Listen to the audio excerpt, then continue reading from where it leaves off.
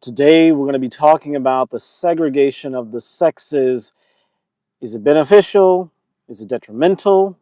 Actually, we're just talking about why it matters and why it's good. Okay, I'm not going to play no games with y'all. Like, there's a very good reason for us to separate the sexes. And today, I was at the gym, and there was some beautiful older. They had to either have been Afghani or Iranian, or maybe really Northern Indian. Anyway, they were these older women that looked like they were from that part of the world. And they were all together. You know, they came together, about 4 or 5 of them just come together to the gym to sit in the sauna or sit in the hot tub, whatever. And I thought it was so beautiful. And it reminded me of the earliest days of my childhood where I saw Marian women doing that and Marian men doing that, where the men would separate and hang together, the older men, the middle-aged men, the young boys, the teenage, the men hung together and the women hung together. They separated themselves that way. And so I thought about it, and I thought about the Greeks, I thought about the Egyptians, I thought about civilized people. Civilization went away about 12,000 years ago, but people still had a little spark of civilization, and I think we lost that in the 1950s and 60s when we went through this whole integrative, sex positive, sex revolution stuff. So today I'm going to talk about the benefits of segregation based on sex, the importance of it, the necessity of it, and why it is vital for apex human civilization, but also for your apex humanity. As a woman, it's extremely important that you devote and inculcate yourself with femininity, being around other women, only women spaces. These things are very important. Same with men. There should be only men spaces. Not that women are turned away, but the women are discouraged or at least not encouraged to be in those spaces. Look at the gentlemen's clubs or the cigar halls or certain places where men like to congregate. They're usually not very welcoming to women. Now, a woman can show up there all she wants, especially if she's a very butch lesbian type woman. And those women tend to do well in those situations because they're more stone principle. They're more masculine in their makeup. So anyway, let's get right into it. One thing I found really, really, really, really kind of relieving to me when I was in the Middle East was the fact that men and women were separate. There were separate cars from in the metro system in Cairo. There were separate cars for women and separate cars for men. And I loved that. And you had to be very careful. You had to pay attention to what time of day, because there was one point in the day where men and women could be on the same car. But I found that so refreshing, especially in southern Egypt, in Aswan, where most people look like I do. It was just so refreshing to see women and men separated. And I found that the happiest teenagers I ever saw were in Egypt or in the Middle East, because the boys were all separate. The teenage boys were all together, goofing off and being boys, being men, young men. And then the girls were separated, being girls, being ladies. And it was beautiful. It was a beautiful thing to see. So today we're going to jump in the decisions. Lars, who are you? Hello, Lars. Welcome. AG $1K. Thank you. IK. Welcome. Vortex Plaz. Can I ask a question? You're welcome to ask. All right. Quantum Wave Pattern. That's a cool name. What is your name? My name is Lemurium. All right. Quantum Wave Pattern. Apex. Yes. Landreed. Landreed. Hello. That's an interesting way of spelling that name. That's an interesting name. And then Lars asks again, I already answered that question. Then Nadeem Khan, hello, bro. Nadeem Khan, anybody who comes from a culture that's predominantly, that separates based on the sexes, like India, a lot of Middle Eastern cultures, some Asian cultures do it as well. Let me know in the chat below, because I really respect that. I really love that. And I think that it's something that we in the West have lost, and we need to bring it back. So yeah, Landrid says hi. So yeah, so welcome to so today we're going to be talking about the benefits of this to the geopolitical Christian apex human awakening, the golden age that we're going into, why we got away from it in the West, the problems that society has sustained because we got away with it, and how we can segregate the sexes for a healthy apex society. Like I said, growing up, Marian people in America used to have more integrity, used to have more self-respect. And this was before we started calling ourselves Black and African American, all these stupid malarkeyous ideas. I don't know if malarkeyous is a word. But anyway, these silly ideas, right? I remember a very, very small child seeing, groups of Marian women sticking together, hanging together, laughing together, talking together, teaching the younger women, helping with the young kids and the girls, and then seeing the Marian men together, separated, doing their thing, talking their manly malarkey that men always have some BS talking, It's just how we are. And so there was a structure, there was a sanctity, there was a beauty to society when men and women were second. I got separate, and I got to feel that again in Egypt. And I can tell you that my anxiety levels, my peace, my joy just went just up. Out of anxiety levels dropped, but my joy and peace went up.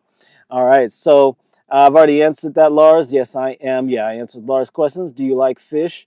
It depends.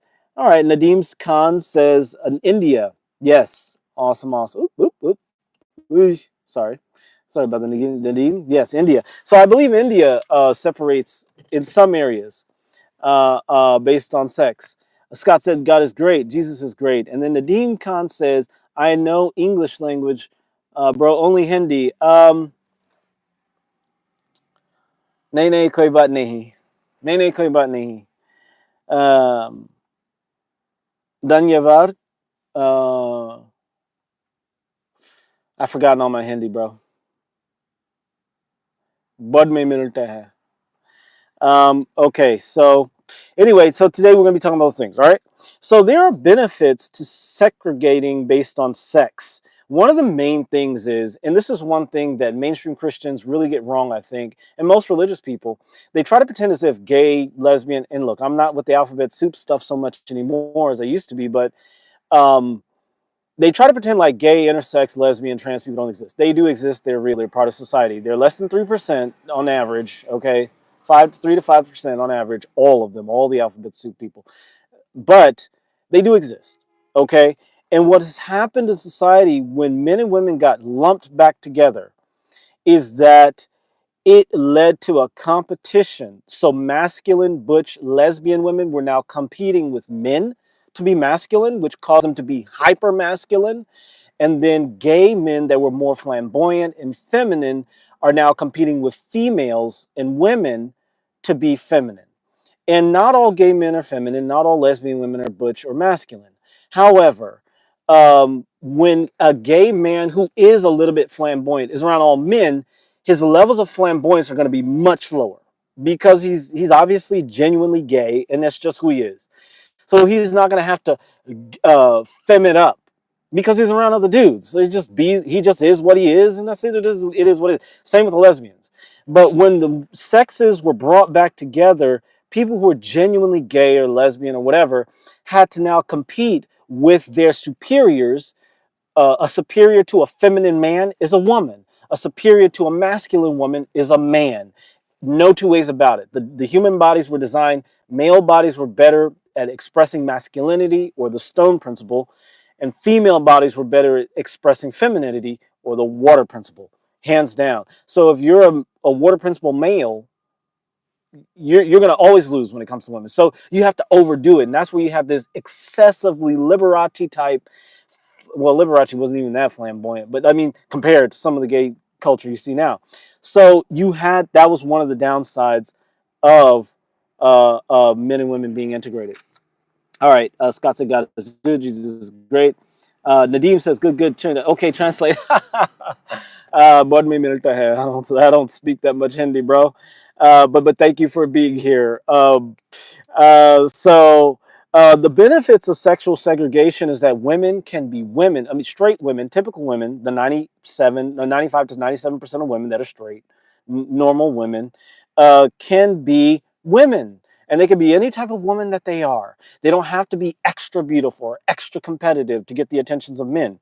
Same with men. Men can be men. They can be what they are. The 97 to 95% of men that are straight and regular can just be what they are, and they can just be masculine in the way that they are. They don't have to overdo or overcompete with other men to get the attentions of women. All right?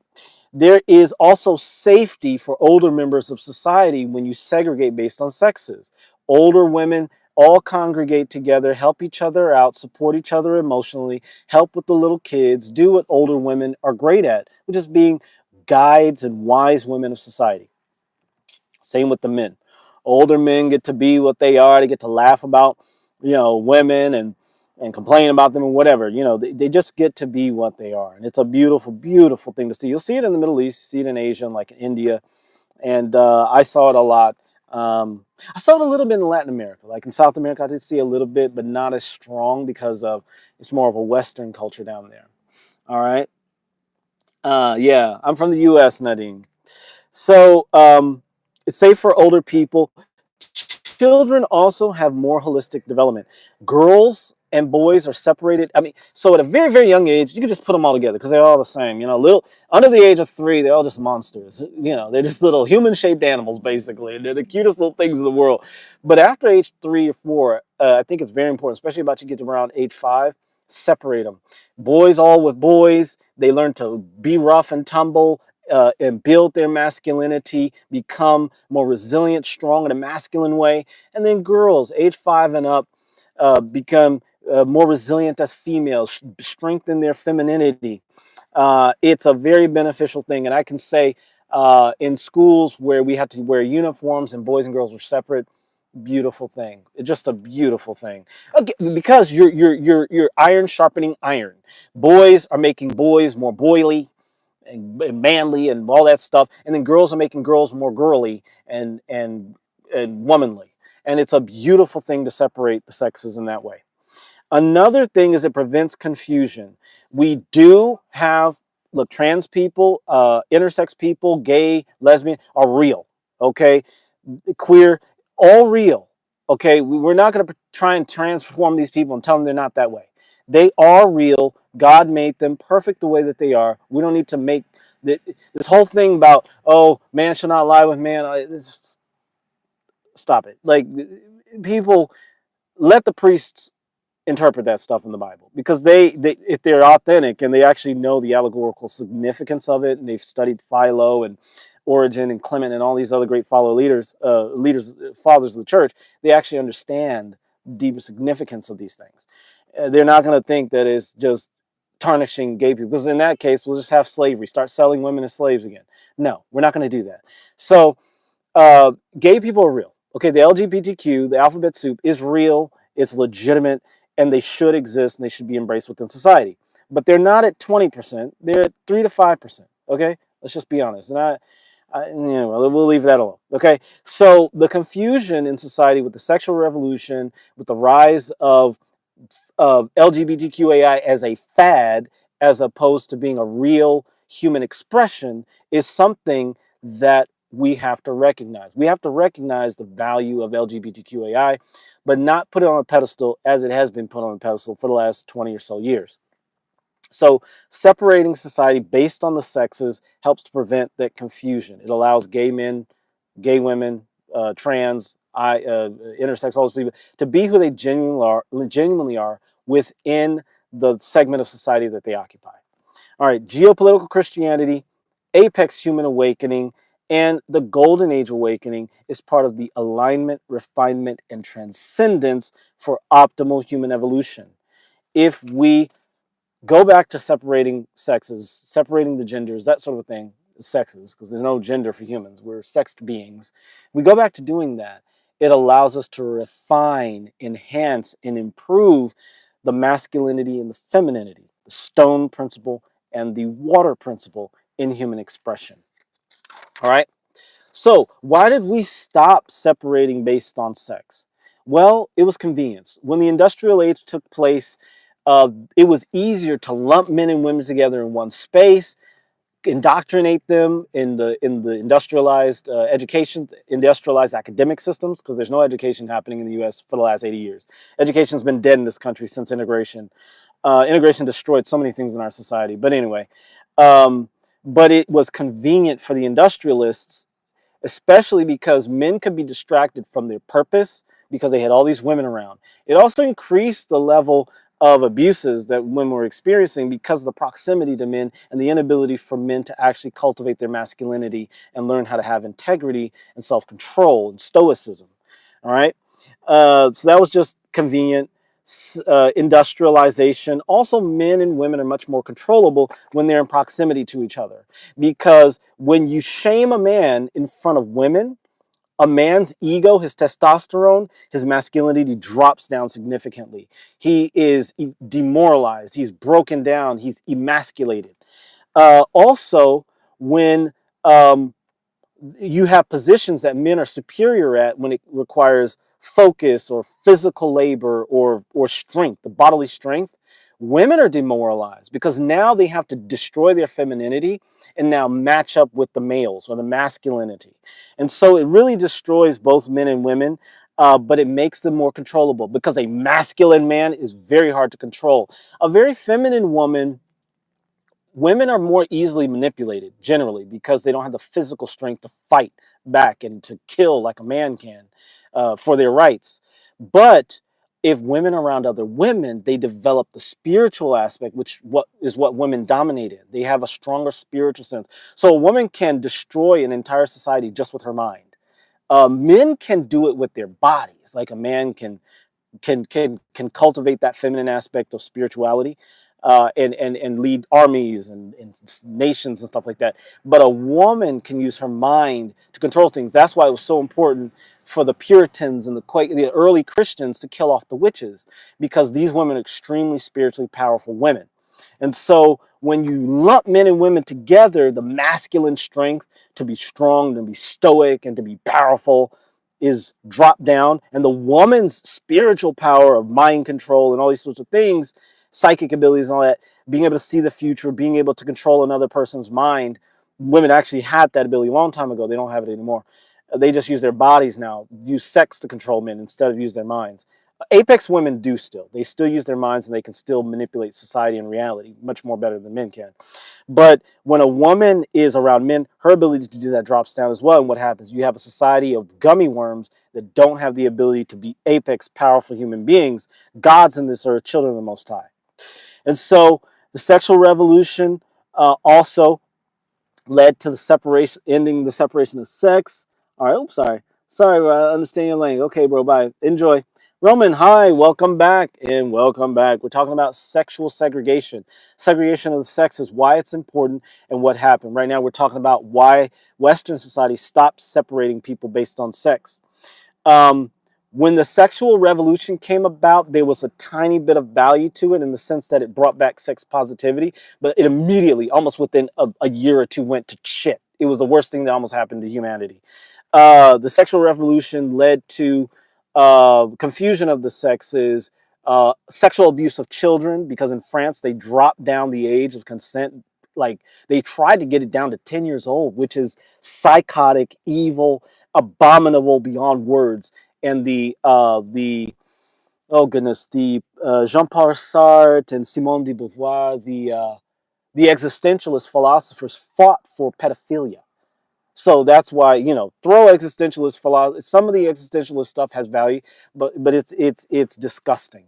Okay, so those people were fighting to promote pedophilia. And the sexual revolution was a big part of that. Now, prior to this, it was absolutely unacceptable on all levels.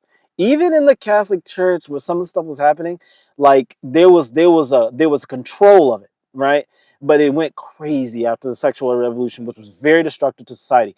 The tiny grain of value of understanding that women are sexual, okay, they do have a sexual life. Gay people do exist, okay, those little things, those valuable little things, were overshadowed by the terrible, awful things that came from the sexual revolution, which destroyed the sexes. It led to this gender ideology where humans now have gender. Humans don't have gender, humans have sex. We're a sexually dimorphic species. So, hey, been a long time, Roman. Welcome back. So, also, the why did we stop sexual segregation based on sex was that when we stopped it, it led to the degradation of men and the distraction using women. So a man could not do his job, lead in his family, be a priest and a prophet and a powerful man in his home. Now he's distracted by all these women walking around who are now showing more of their body parts, which is not a bad thing, because a body's a body. I mean, in Greek society and in some West African Muslim societies, women walked out with their boobs out. Nobody cares. It's just part of the body. But the way that seduction and sexuality was used, when a woman uses her body to control a man's mind, that's a woman copping out. That's like a man using physical violence against a woman. It's a cop out. It's a woman being weak, and it is inferior. It is a low, uncivilized, savage way for a woman to use. A woman has a powerful mind. God gave women dominance over the mind, over spirit. And so uh, when a woman uses her body, anytime a woman uses her body to get a man's attention, she's done. She's done. She's not an apex female. Now, a woman can use sex. There's nothing wrong with it necessarily, but her mind must take precedence. Her mind must take precedence, meaning the ability to cultivate emotion, cultivate feeling, cultivate seduction at the mental, spiritual level, and then at the bodily level is what a daughter of the Most High can do. Most women, most females now, not women, but females will go, show the body, show the booty, show the legs, show all the stuff, right? And then they'll go like fucking monkeys, right? And so it led to all of that. And as that happened, the sexual revolution, all this, we stopped separating on the sexes. It was just easier to control men, because now, oh, woman, you don't have to wear a bra anymore. You can show your butt and your boobs and all this stuff, and it's totally fine. Oh, well, by the way, how dare a man tell you how to dress? You should never tell a woman how to dress. I mean, women know how to dress, but women know how to dress. Harlot's gonna dress like a harlot. Yeah, that's a harlot. But a woman's gonna dress like a woman. She's gonna expect you to see her spirit, to recognize that she's an apex female, and treat her and respect her as such. Like a Claire Huxtable. I could never lust after Claire Huxtable. Never. Because she's so beautiful. She's so feminine. She's so apex woman. I could never lust after her. That's a woman I want to marry and have children with. Honestly, it would be hard for me to have sex with a Claire Huxtable because she's so womanly. She's so powerful and so debonair and so beautiful and so amazing, right? And I've met so many women like that. They are exceptionally beautiful. Now, she could put on more makeup and she could wear shorter clothes, she could show more chest, and she would get more men attracted to her, but she would lower her value. She would now just be a piece of meat to be sold on the sex slave market. Anyway, happy Valentine's. Thank you, Roman. Happy Valentine's to you. And it was my birthday on Valentine's Day. Thank you. So anyway, also the integration process that took place in the late 1960s was one of the things that destroyed the United States as an apex nation. Integration was one of the worst things that could have happened in the United States, primarily because it destroyed the Mauryan community. Mauryans became blacks, and then they later became African Americans in 1989 with the invention of that erroneous term by Runoko Rashidi. Before it was Afro-American in the 60s. No one would ever call themselves black, because back then Mauryan people had better brains, because we had fathers in the home and we weren't relying on welfare. But prior to 1950, Mauryan people had stronger communities. We had fathers in the home. We had integrity. We were actually at the apex of American society. And that's why Lyndon B. Johnson decided, okay, let us separate the men and the women. That was not something that took place during slavery. Everybody was enslaved. The Irish were enslaved. The Scottish were enslaved. The Chinese were enslaved. Mauryan people were never enslaved. The blacks, the Negroes were. But we were never enslaved. Mauryan people were always free. We were free since since 1619. Okay, we've always been free in this country, but Negroes had much. We were part of the Negro community as well, but they had so much more integrity, and they actually were considered very respectable in American society. But in the 1968, the whole integration stuff, it destroyed Mauryan communities. It destroyed us as a people, and it destroyed the United States. And integration was probably one of the worst things that ever happened to our nation. So, but I need to go. Yep, this all good, Roman. You can watch this later. Mimo is back. Welcome. Hi, I'm Mimo. So yeah, integration was one of the worst things that happened. And notice how integration happened alongside the sexual revolution, and you saw an immediate downtrend in the United States. It makes you wonder if the sexual revolution and integration was a psyop from the Soviets. There are declassified documents I have read where the Soviet government did explicitly say that the Negro population was the most important population to contaminate with ideas of victimhood, ideas of segregation, and it's wrong, and Jim Crow is bad. All of that stuff was a psyop, and they've been those documents from the Soviet Union in the 1950s have been declassified. They started this process in I think it was 1945, 1947, somewhere around there, and they were successful in 1960s with the integration failure of the United States. So integration would have happened naturally in the United States because Marian communities, we were exceptionally educated. Like I said, we had fathers in the home. We were building wealth. I mean, we had our own bus lines. We had our own cab lines. Rosa Parks, like, she did not have to sit at the front of the bus. We had our own bus lines. What the fuck? And by the way, we were still integrated into our tribal communities like the Lenni Lenape, American Indian communities that most of us Marians came from. The Lenni Lenape, the Wampanoag, the Hichiti people, which my mom came from. We were all integrated into the certain Bama tribes, Alabama tribes. So we were still fully integrated in our native indigenous roots. And so a lot of that stuff that happened, it was the fusion of groups of people, forced fusion, that led to the destruction of our society and of the structure in the United States. All right. So jump back in the chat. It's all good, Roman. You can always watch this later. I just have to let you know that. Okay. But thank you for being here. So anyway, let's see. Okay. So I already talked about the problems. Integration of the sexes made men weak. It made women strong, not in a positive, strong way, but in one of those like compensatory strength, where a woman had to make up for the things she was losing. Okay, men were no longer masculine. A lot of men were often put in prison, removed from the families, that sort of thing. And so children grew up with women having to overcompensate. Instead of a woman saying, hey, look, you guys need to respect me. Wait till your father gets home and the kid's going, oh, shit, like me. And as a kid, yeah, my mom could spank me, but it was like, whatever. Mom's not, But if she said, I'm going to talk to your dad, it was like, oh, like for the whole day, your whole butt was like heavy because you're going to get it when dad got home. So, that was gone when dad was in prison. That was gone when dad was in a graveyard. That was gone when dad was removed from the family by the welfare system. And so children became more apostate and crazy and psychotic, and society just continued in its downward spiral. Men were, like I said, distracted from work and from creating and providing by sex. By the opposite sex, seeing women, seeing them half dressed, half naked, trying to, she's at home without a man, and she's trying to get the attention of a man who's at home with his kids. My grandfather's generation experienced that. My grandfather was there for his family, provided for his family. Guess what? There were women who didn't have men at home to provide for their children. He had to help provide for them. So he was not only providing for my dad and my uncles and aunts and uncles and all of them, he was also providing for women whose husbands were either in jail, because that started around, the 60s, or were dead. And so he was helping to provide for those families as well.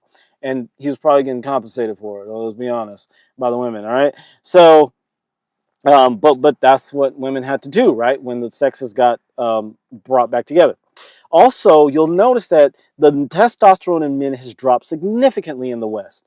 I would attribute that to the reintegration of men and women in society. There's also a less appreciation from members of the opposite sex. When women are all together, and it's just women, women all together, working together, when they see men, they're more able to see the kind of men they want. And so now, as a man,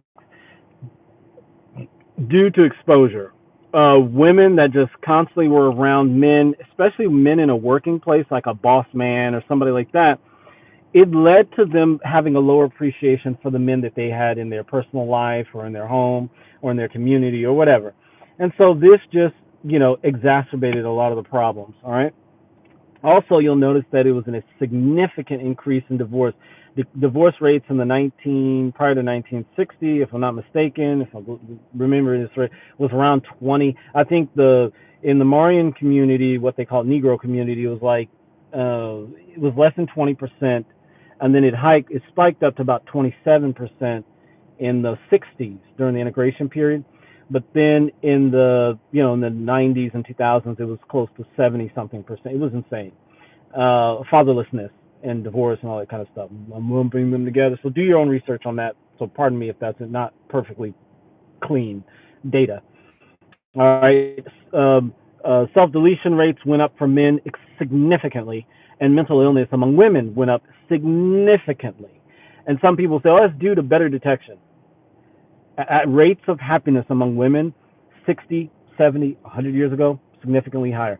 These studies have been done, and these studies were ongoing throughout the 1930s, 40s, 50s, 60s, 70s, all the way up until today. There are longitudinal studies on this, so you can look them up yourself, do your due diligence if this is something that interests you. All right. So finally, before we close out here, how do we bring back sexual segregation, the segregation of the sexes for an apex civilization, for apex society? First of all, you have to start with the little itty bitties. Not the little itty bitties, we'll call them monsters, right? Children 3 to 5 years old, you start the separation there. You take boys and you have them in all boy classes. You have girls in all girl classes. And they do this in Japan and in China and places like that that are more apex. Japan is still somewhat of an apex civilization, or excuse me, apex society. There's some issues there, but it's much more apex than the United States has been in the last 30 or 40 years. United States is going to catch back up because we got Donald Trump in the office, but it's going to be a process. He's just the key. It'll get better. So start with school segregation from age, at least at the latest, age 5 until age 18. Kids need to be segregated completely. Boys and girls, no intermingling, no intermixing, and have very strong preventions for that. Now, outside of school, if they want to integrate, that's fine. But just maintain that, and also discourage it within society, the mingling of boys and girls. Continue to discourage that, because what happens is this will drop the teenage pregnancy rate. This will also drop the abuse rate that happens with girls, with these young guys that don't understand how to respect and treat a lady. They haven't learned that yet. They need to learn that from other men. So also at the university level, segregate the sexes at the undergrad level. Once you get a bachelor's degree, then you should be integrating men and women. But underneath that, men and women need to be separate. Same curriculums, whatever. But as you get into the higher, upper, more elite mental levels, like graduate school, postdoc, that sort of a thing, then you reintegrate people, okay? Only in the upper levels of society should you reintegrate people, because as in all societies, at the highest levels, apex humans need to integrate. They need to work together, because at that level, they know what they want, they know who they are, and they know what they're bringing to society. Okay? So integration must take place at the top. So anyway, that's what I have to say about the segregation of the sexes. It is beneficial. It will bring about an apex society again, but you have to start with the youngins, start with the itty bitty monster humans, the little tiny children. After age 3, start to separate them based on sex, and separate boys from girls at age 5 at the latest, and keep that going until they get older. And because that will bring back the value of women in society, that'll bring back the value for men in society. Boys will now see girls in a new light, and they will see girls as foreign and different and strange, which they should, because women are unique. Women are different. They are special, just like girls. Girls going to look at boys and think of them as probably dirty and nasty and whatever, but they're also going to see them as different. And I think that will help to create that apex civilization that we are going into. It'll help to make that a beautiful transition. Also, I want you to pay attention to this. In high-level society, where there's lots of money in private schools, boys and girls are separated. You got to pay attention to what the top people in society do. They know that it's important for boys and men to be focused. The very, very high, most expensive, like boarding schools, are often separated based on sex. Pay attention to that. So if you want to do well, if you want to win, if you want to create an exceptional experience, if you can at all, build and foster the connection you have to your own sex. And that will make the world a more civilized and acceptable place. Anyway, that's all I got to say about that. I got to get out of here. My phone was burning up, but it is what it is. Thanks for watching.